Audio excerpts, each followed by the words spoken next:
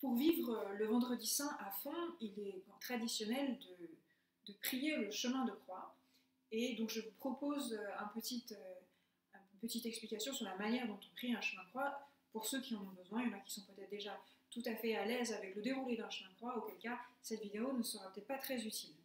Alors évidemment, le chemin de croix se commence par le signe de la croix, le signe qui rappelle notre foi dans le mystère de la rédemption. Hein.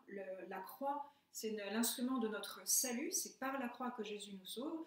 Notre foi en un Dieu qui est trinitaire, puisqu'il est Père, Fils et Saint-Esprit, et un Dieu qui s'est incarné dans notre corps. On fait le signe de croix, ensuite on annonce la station, première station, etc.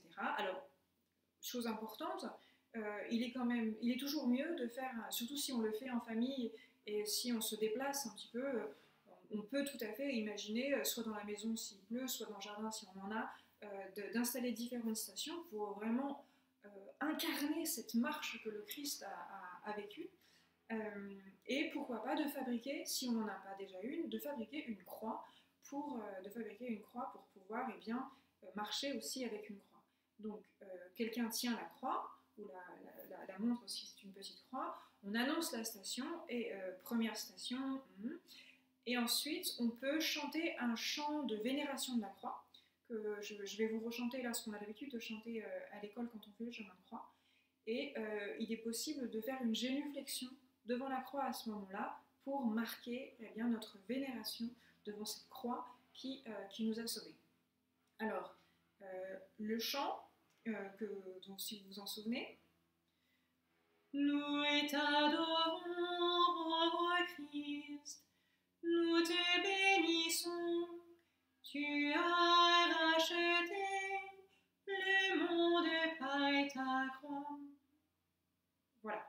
Alors, ensuite on se relève, on peut lire un petit passage de l'écriture qui se rapporte à la station, et ensuite lire l'intention de prière. Alors si on est plusieurs, on peut varier les lecteurs, etc. Après ça, on peut prendre soit quelques secondes de silence, on peut aussi chanter un Notre Père, un Je vous salue Marie, ça peut aussi se décider avant le chemin de croix. Bah tiens, là, on va chanter un refrain de chant. Ou là, plutôt, on va prier un Notre Père et un Je vous salue Marie. À cette station-là, on va juste rester 30 secondes en silence, etc. Donc ça, c'est quelque chose qui peut aussi se décider avant ou sur le moment. Et à la toute fin du chemin de croix, comme à son début, on finit par un beau signe de la croix. Et je vous invite, j'en profite d'ailleurs pour... lorsque vous faites un signe de croix, c'est pas pour chasser les mouches, hein, c'est vraiment un signe que vous devez faire lentement. Alors, n'exagérez pas, hein, parce que je sais qu'il y en a qui vont faire les andouilles, mais non, vraiment, c'est la croix du Christ qu'on commémore quand on fait un signe de croix. Donc on le fait bien et sans se presser. C'est important et ça aide dans la vie de prière. Voilà, j'espère que ceci vous aura aidé, et je vous souhaite un très très beau chemin de croix en union de prière avec vous.